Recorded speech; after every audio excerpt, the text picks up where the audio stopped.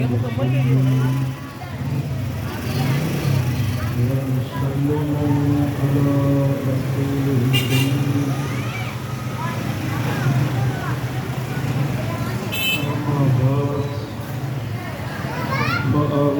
بالله من الشيطان الرجيم بسم الله الرحمن الرحيم ألا إن أولياء الله لا خوف عليهم ولا هم يحزنون الذين آمنوا وكانوا يتقون صدق الله مولانا العظيم وصدق رسوله النبي الكريم الأمين ونحن على ذلك لمن الشاهدين والشاكرين والحمد لله رب العالمين. قال الله تعالى في شان حبيبه مخبرا وآمرا إن الله وملائكته يصلون على النبي يا أيها الذين آمنوا صلوا عليه وسلموا تسليما صلى الله عليه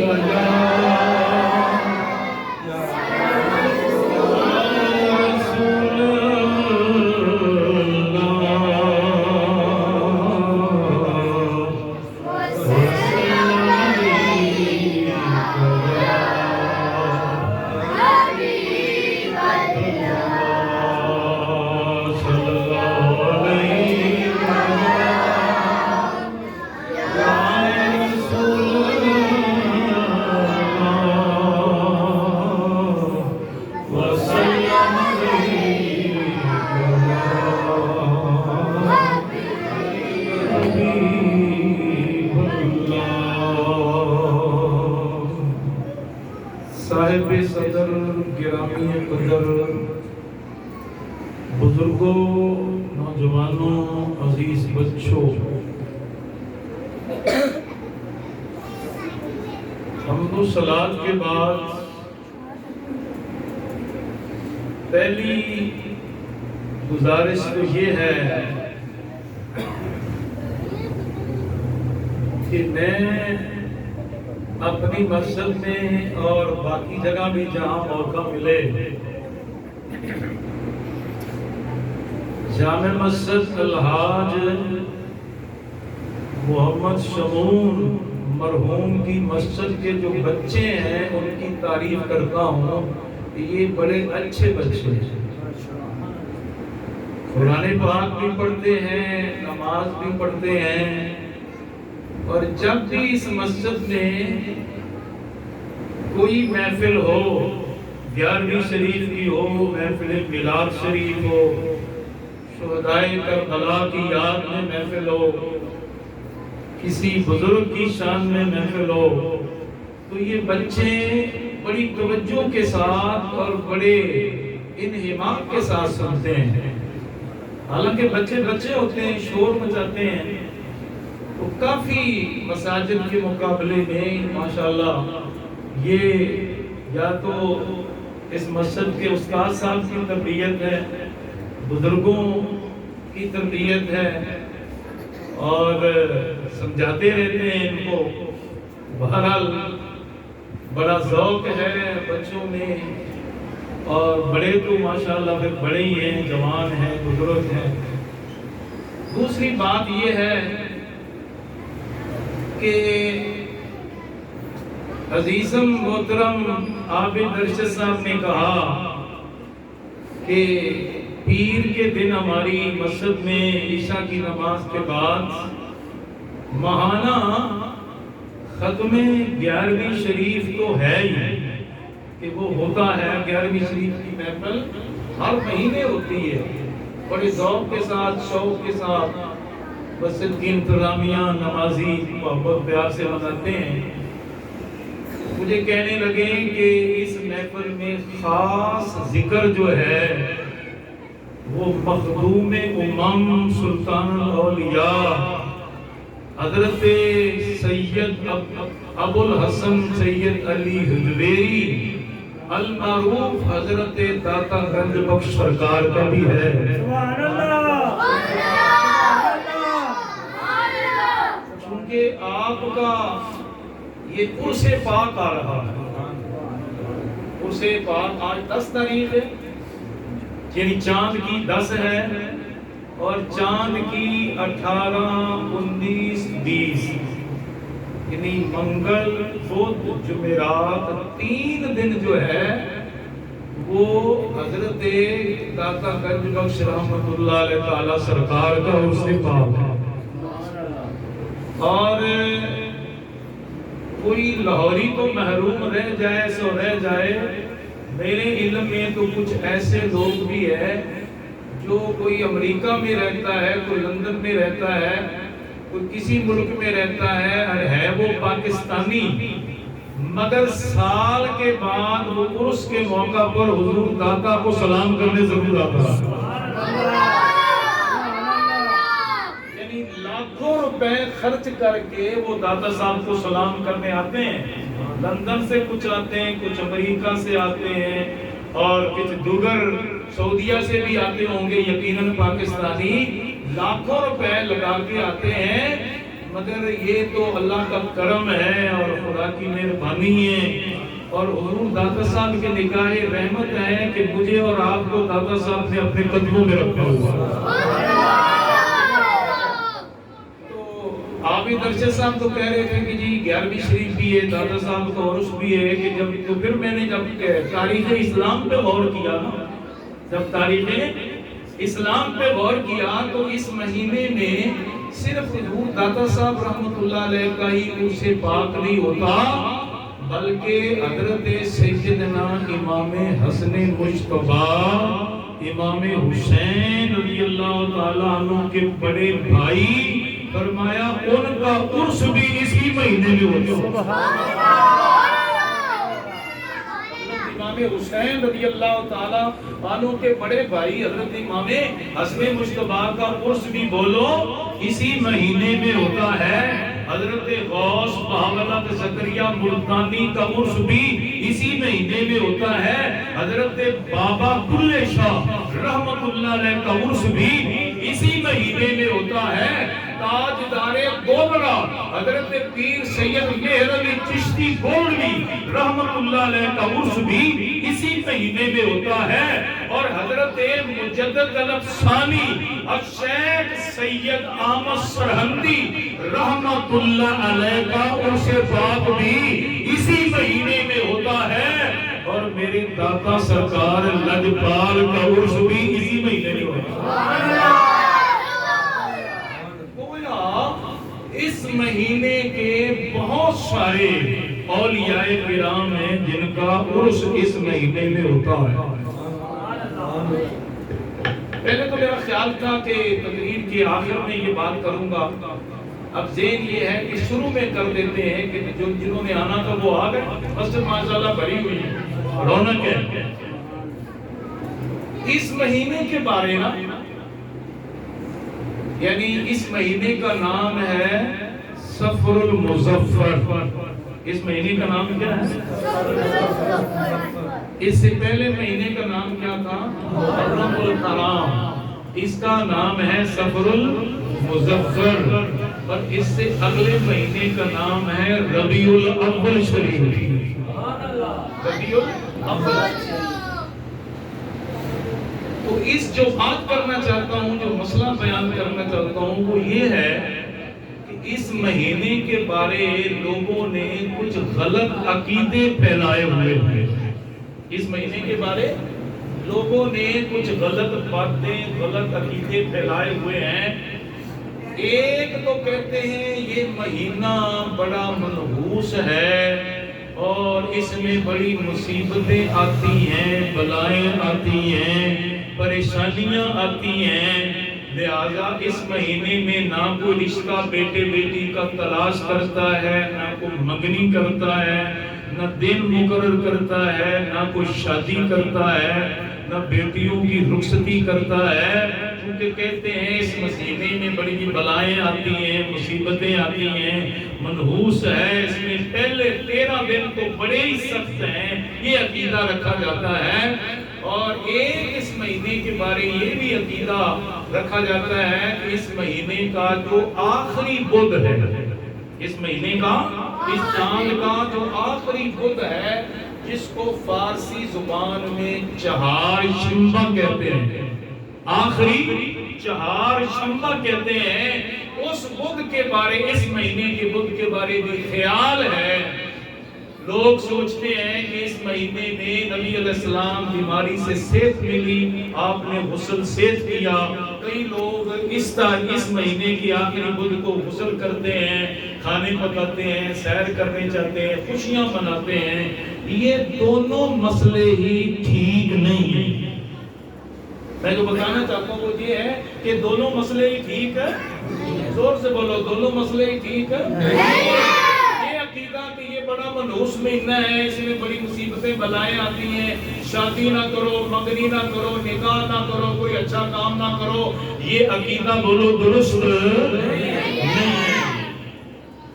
اور دوسرا کہ یہ اس کا آخری چہار شنبہ، اس کے بارے کہنا کہ جی حضور کو بیماری سے صحت ملی سی، جشن مناؤ، خوشیاں مناؤ، یہ بھی غلط ہے۔ بلکہ علماء نے لکھا ہے اس بدھ کو تو نبی پاک کی بیماری کا، مرض کا آغاز ہوا تھا، اور اسی مرض میں نبی علیہ السلام کا وصال ہوا تھا۔ تو لہذا یہ دونوں مسئلے بولو ٹھیک نہیں ہے۔ اب کوئی حوالہ پوچھے کہ یہ جی یہ دو مسئلے جو آپ نے بیان کیے ہیں یہ کون سی کتاب میں لکھے ہوئے ہیں، کہاں لکھے ہوئے ہیں؟ پہلا حوالہ جو ہے بخاری شریف ہے۔ بولو کیا ہے؟ بخاری شریف ہے، حدیث کی بہت بڑی کتاب ہے۔ دوسرا حوالہ مسلم شریف کا ہے، یہ بھی حدیث کی کتاب ہے، اور اس حدیث کے راوی حضرت جابر رضی اللہ تعالیٰ عنہ ہیں، کہ حضرت جابر رضی اللہ تعالیٰ عنہ فرماتے ہیں کہ نبی کریم سید عالم علیہ السلام نے فرمایا کہ لوگ سفر کو منحوس سمجھتے ہیں، مصیبتوں بلاؤں کا مہینہ سمجھتے ہیں، اور اچھے کام نہیں کرتے۔ نبی پاک نے فرمایا لا سفرا، سفر کے مہینے میں کوئی نحوست نہیں ہے، کوئی مصیبتیں نہیں آتی، کوئی بلائیں نہیں آتی۔ اگر کوئی روایت ہے تو غلط ہے، اور یہ بخاری شریف کی روایت ہی صحیح ہے۔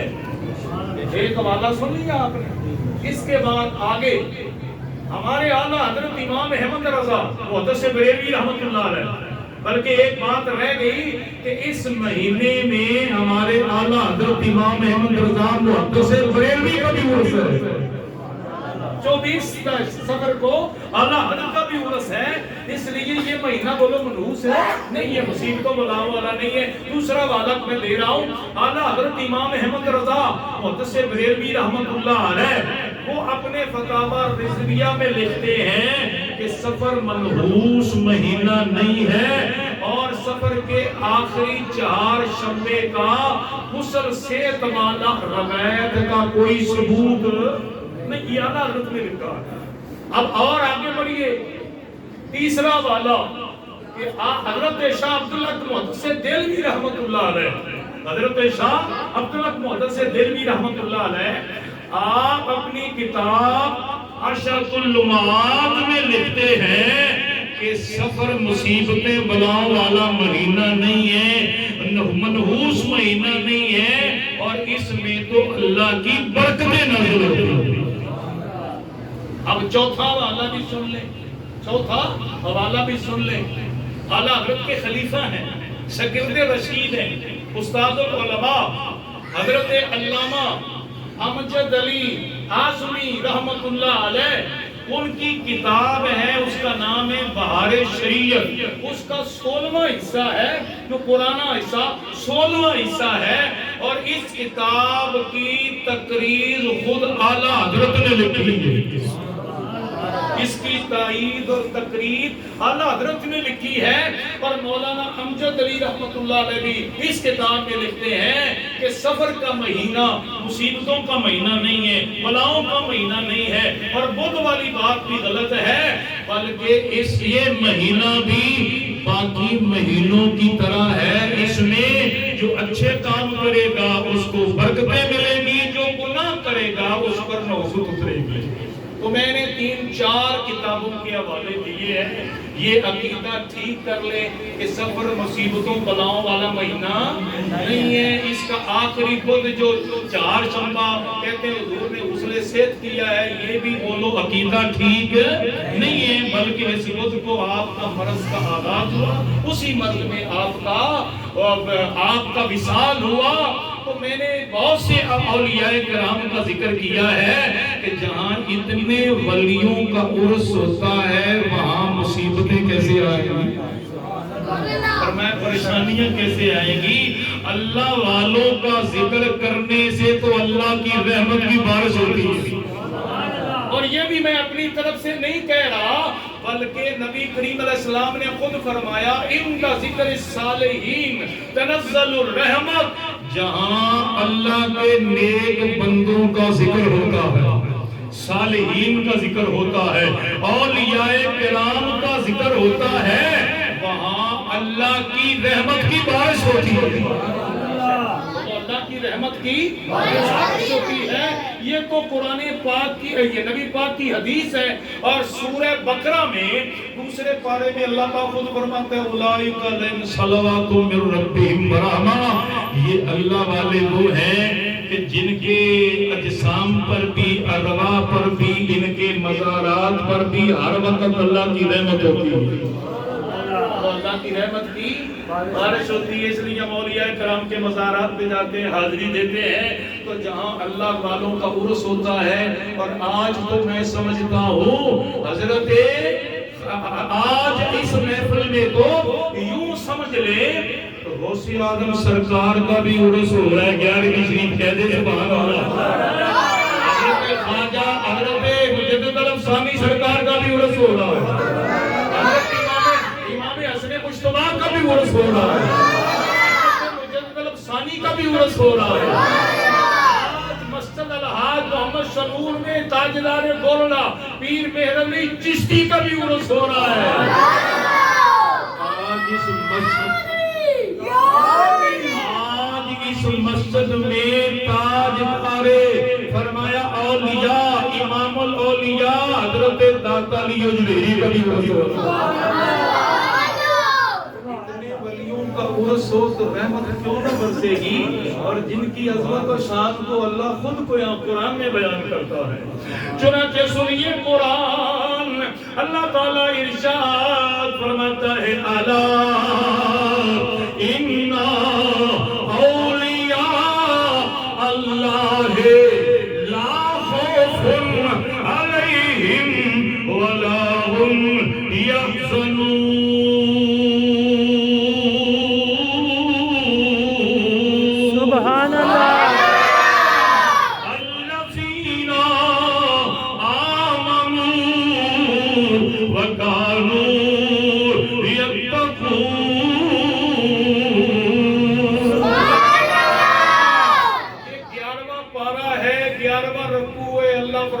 مومنوں غور سے سن لو، اللہ غور سے سن لو کہ بے شک جو اللہ کے ولی ہیں، اللہ کے محبوب بندے ہیں، اللہ کے پیارے بندے ہیں، ان پہ کوئی خوف بھی نہیں ہے، انہیں کوئی غم بھی نہیں ہے، اور اللہ والے وہ ہیں جو صاحب ایمان بھی ہیں، متقی پرہیزگار بھی ہیں۔ اللہ والے وہ ہیں جو صاحب ایمان بھی ہیں اور وہ لوگ متقی پرہیزگار بھی ہیں۔ یہ اللہ والوں کی شان اللہ تعالیٰ خود قرآن میں بیان فرما رہا ہے۔ اللہ نے اس آیت میں کیا فرمایا؟ اولیاء، کیا فرمایا؟ اولیاء۔ اولیاء اللہ کا معنی اللہ کے ولی، اللہ کے دوست، اللہ کے محبوب۔ اولیاء جمع کا صیغہ ہے، واحد اس کا ولی ہے، واحد اس کا ولی ہے۔ اور ولی کا لغوی معنی نمبر 1 کہ ولی کا لغوی معنی محب کا آتا ہے، نمبر 2 اس کا معنی محبوب کا آتا ہے، نمبر 3 اس کا معنی قریب کا آتا ہے، نمبر 4 اس کا معنی صادق کا آتا ہے، نمبر 5 اس کا معنی صدیق کا آتا ہے، اور نمبر 6 ولی کا لغوی معنی نصیر یعنی مددگار کا آتا ہے۔ یہ ولی کے 6 معنی ہیں، لغوی معنی ہیں ولی کے 6، اور جو اصطلاحی معنی آگے چل کر بیان کروں گا کہ فرمایا جب ان معنی پہ غور کرتے ہیں تو پتہ چلتا ہے کہ سارے کے سارے معنی اللہ کے ولیوں میں پائے جا رہے ہیں۔ پہلا معنی کیا ہے؟ محب۔ کیا ہے بولو؟ محب۔ دوسرا معنی کیا ہے؟ محبوب۔ محب کا معنی محبت کرنے والا، محبوب کا معنی جس سے محبت کی جائے۔ فرمایا کہ اللہ کا ولی کو محب اس لیے کہتے ہیں کہ فرمایا اللہ کا ولی رب سے محبت کرتا ہے، محب ہے، اور رب اس ولی سے پیار کرتا ہے، وہ رب کا محبوب ہے۔ 2 معنی ہو گئے۔ اور تیسرا اس کا معنی صادق کا ہے، جس کا معنی سچا۔ ولی اس کو کہتے ہیں جس کی عقائد بھی سچے ہیں، جن کے اعمال بھی سچے ہیں۔ صدیق کا معنی تصدیق کرنے والا، ولی اس کو کہتے ہیں، اور جو زبان سے عقائد اسلامیہ کی تصدیق بھی کرتا ہے، اقرار بھی کرتا ہے، اور دل سے تصدیق بھی کرتا ہے۔ ولی کا معنی قریب کا بھی آتا ہے، بولو ولی کا معنی قریب کا بھی آتا ہے۔ فرمایا کہ ولی وہ ہوتا ہے، بولو ولی وہ ہوتا ہے کہ فرمایا کہ جو رب کے قریب ہوتا ہے اور اپنے مریدوں کے بھی قریب ہوتا ہے۔ مقرب ہوتا ہے، اللہ کا مقرب ہے، وہ رب کے قریب ہے۔ نصیر کا معنی مددگار، اپنے مریدوں کا وہ مددگار بھی ہوتا ہے، مریدوں کے قریب ہوتا ہے، رب کے قریب ہوتا ہے۔ اللہ اس لیے علماء فرماتے ہیں کہ پیر کامل، مرشد کامل جو اللہ کا ولی ہوتا ہے وہ اپنے مریدوں کی نگرانی بھی فرماتا ہے۔ صاحب فرماتے ہیں کہ مالی دا کم پانی دینا تے پھل پکے ہون یا کچے تے پیر مریداں دے سر تے رہندا ہمیں جھوٹے ہون یا سچے۔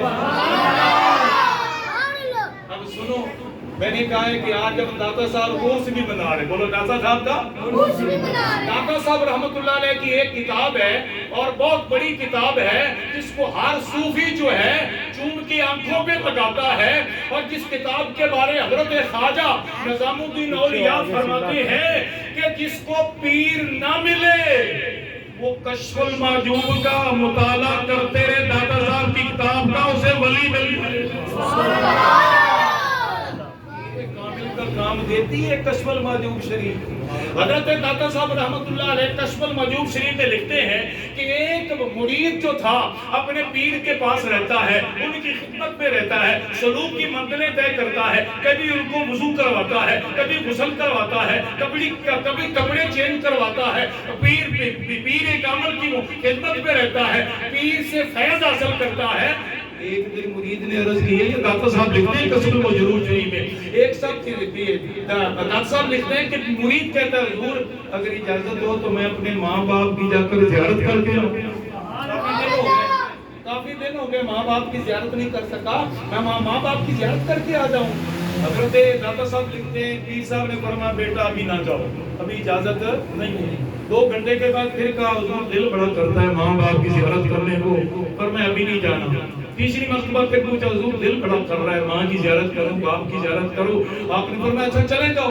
وہ مرید چلا گیا، جب گھر میں پہنچا ماں باپ کا زیارت کی، ماں کی زیارت کی، ماں بڑی خوش ہوئی، جس نے زردہ بھی بنایا ہے، پلاؤ بھی پکایا ہے، حلوہ بھی پکایا ہے، اور گوشت جو ہے اس کی ہڈیاں پکائی ہے، روٹیاں بھی پکائی ہے، سب کھانا تیار ہو کے آخری وقت میں وہ مٹی کی ہڈیاں ہوتی ہے دیہات میں، گاؤں میں، ماں اٹھا کر لا رہی ہے اور ہنڈی ہنڈیاں ہاتھ سے گری اور زمین ہاتھ سے چھوٹی اور زمین پہ گری اور وہ مٹی کی ہنڈیاں تھی وہ ٹوٹ گئی اور 2-3 گھر میں کتے تھے آگے بڑھے اور ہنڈیا کی سارا بوٹیاں کھا گئے۔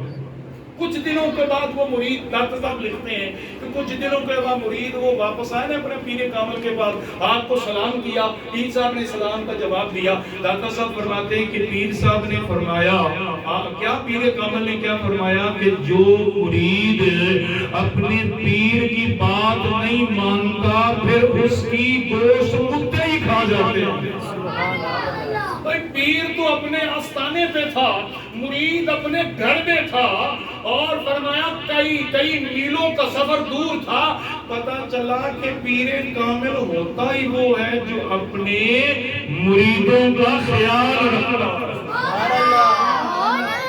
اللہ کا ولی جو ہے، فرمایا ولی کی جمع ہے، ولی کا معنی محبوب اور محب کا آتا ہے، قریب کا آتا ہے، اور ولی ہوتا ہی وہ ہے جو اپنے مریدوں کا بڑا خیال رکھتا ہے۔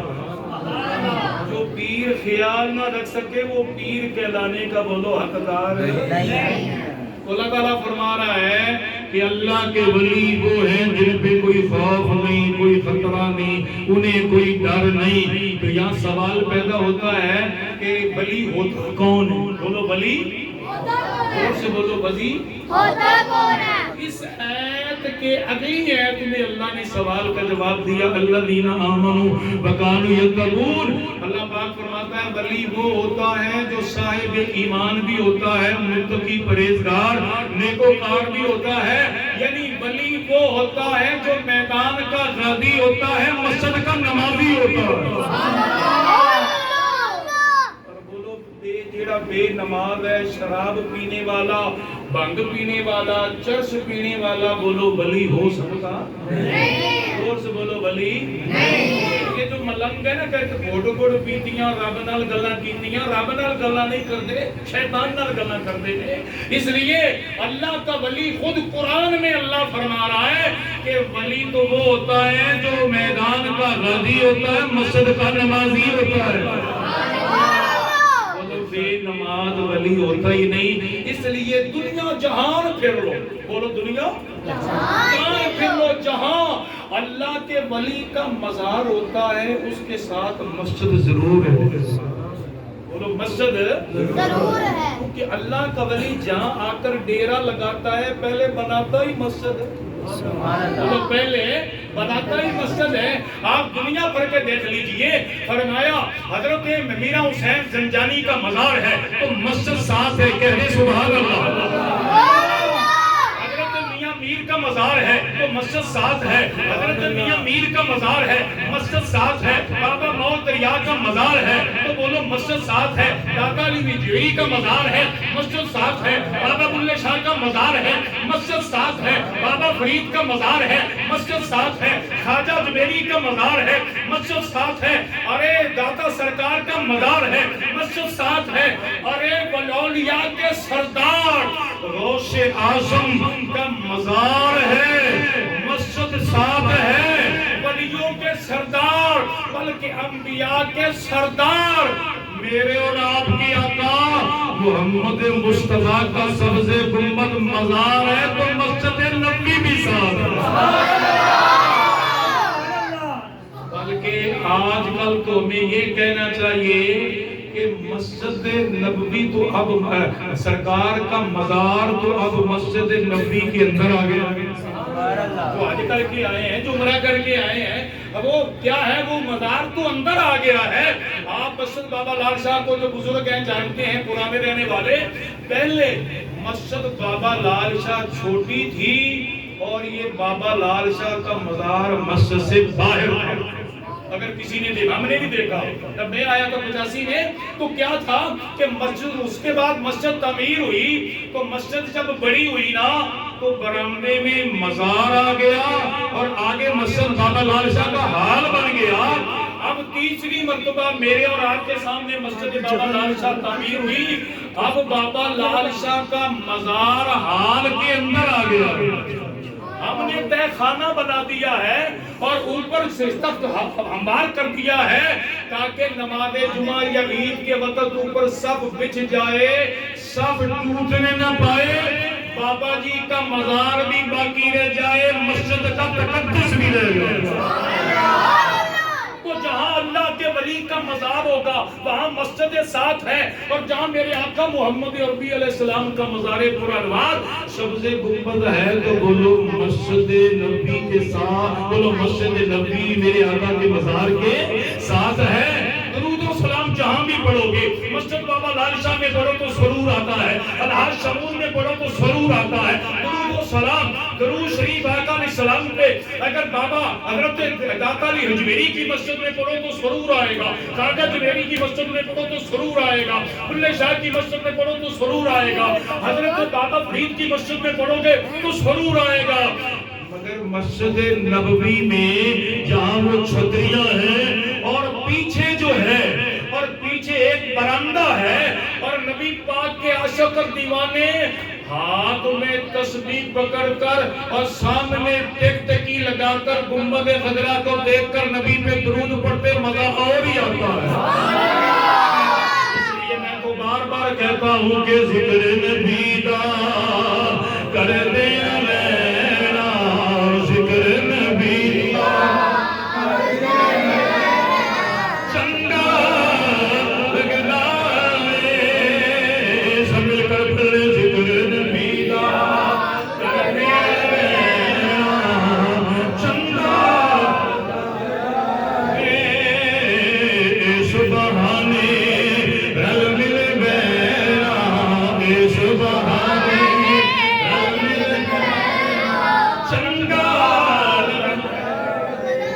مسجد نبوی دے وچ جا کے بھائی نکرے ہو کے میں جانا، روزے پاک نو تکدیا رہنا، روزے پاک نو تکدیا رہنا، چنگا لگدا ہے مل کر پڑھ روزے پاک نو تکدیا رہنا، چنگا۔ تو قرآن پاک کی اس ایت سے ثابت ہوا کہ اللہ کا ولی وہ ہوتا ہے جو میدان کا غازی ہوتا ہے، مسجد کا نمازی ہوتا ہے۔ یہ قرآن پاک کی جو میں نے 2 آیتیں پڑھی ہیں نا، ان میں اللہ نے ولیوں کی شان بھی بیان کی ہے اور ولی کے بارے بتایا ہے کہ ولی کون ہوتا ہے۔ الذین آمنوا وکانوا یتقون، ولی کون ہوتا ہے۔ اب قرآن پاک کی جو سب سے عمدہ، افضل اور اعلیٰ اور سب سے پہلی جو تفسیر ہے وہ ہے جو میرے نبی پاک نے خود بیان فرمایا۔ اللہ اکبر۔ چنانچہ حدیث پاک میں آتا ہے، صحابہ نے سوال کیا آقا من اولیاء اللہ، کیا ہے من اولیاء اللہ؟ صحابہ عرض کرتے یا رسول اللہ بتائیں کہ اللہ کے ولی کون ہوتے ہیں، اللہ کے ولی کون ہوتے ہیں؟ تو پتہ نبی کریم علیہ السلام نے کیا فرمایا؟ آپ نے فرمایا اذا رؤوا ذکر اللہ، ولی وہ ہوتا ہے کہ جس کو دیکھنے سے خدا یاد آتا ہے۔ ایک اور حدیث سنیں، حضرت اسماء رضی اللہ تعالی عنہا ارشاد فرماتی ہیں کہ آقا دو جہاں محمد کریم صلی اللہ علیہ وسلم نے فرمایا سب سے افضل، سب سے اعلیٰ، سب سے بہتر، سب سے اونچی شان والا اللہ کا وہ بندہ ولی ہوتا ہے اذا رؤوا ذکر اللہ، جس کو دیکھنے سے خدا یاد آ جائے، جس کو دیکھنے سے یاد آ جائے۔ اور آپ یہ بتائیں کہ جو شراب پیتا ہو اور جو بے نماز ہو اور جو بھنگ پینے والا ہو، چرس پینے والا ہو اور کبھی مسجد کے سامنے سے گزرا بھی نہ ہو، کیا اس کے دیکھنے سے خدا یاد آئے گا؟ نہیں، خدا تو اس کو دیکھنے سے یاد آئے گا کہ جو اللہ کو یاد کرتا ہے، جو اللہ کو یاد کرتا ہے۔ اس لیے جو اللہ والے ہم ان کے مزارات پہ کیوں جاتے ہیں اور ان کی بارگاہ میں ان کے مرید کیوں ہوتے ہیں؟ کہ یہ اللہ والے وہ ہیں ہم گناہگاروں کو مرید کر کے ہاتھ پکڑ کر رب کی بارگاہ میں ملا دیتے ہیں۔ محمد علی ظہوری نے کہا کہ اللہ اللہ یہ جانے سے نہ اللہ ہمیں لے، اور یہ اللہ والے ہیں جو اللہ سے ملا دیتے ہیں، اور یہ اللہ والے ہیں جو اللہ سے ملا دیتے ہیں۔ نبی علیہ السلام نے فرمایا کہ اللہ کا ولی وہ ہوتا ہے کہ بولو جس کو دیکھنے سے خدا یاد آئے۔ اور سلطان العارفین حضرت سلطان باہو رحمت اللہ علیہ، آپ نے اس حدیث کا آپ نے ترجمہ اپنے انداز میں کیا ہے۔ آپ فرماتے ہیں کہ الف تن میرا بئی چشی ماہو تمہیں مرشد دیکھنا رجا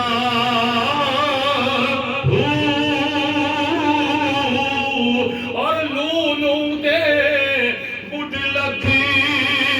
لکھ چشمہ اور ایک کھولا ایک تجاہو اور اتنا ڈٹھیا مینوں صبر نہ آوے تے میں ہور کتے والی بجاہو اور مرشد دا دیدار رہے باہو، مرشد دا دیدار ہے باہو، مینوں لکھ کروڑا ہزار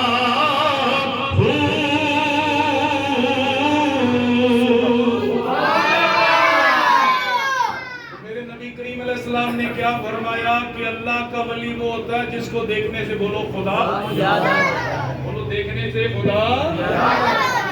اللہ کا ولی دنیا میں رب رب کرتا ہے، اللہ اللہ کرتا ہے، خدا کی عبادت میں زندگی گزار دیتا ہے، اور جب اللہ کا ولی دنیا سے چلا جائے تو اللہ پھر ان کے نام کو زندہ کر دیتا ہے، کام کو زندہ کر دیتا ہے۔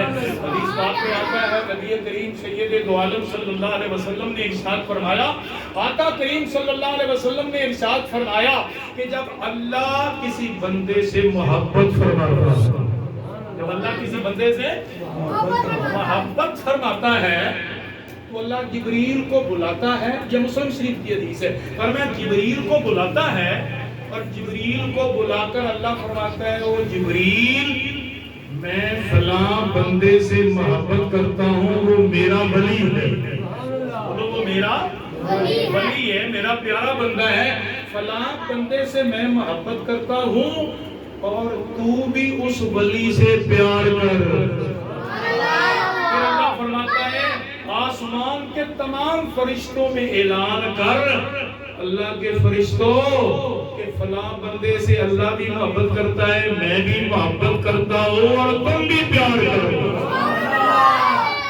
آسمان کے سارے فرشتے بھی اس بندے سے محبت فرماتے ہیں۔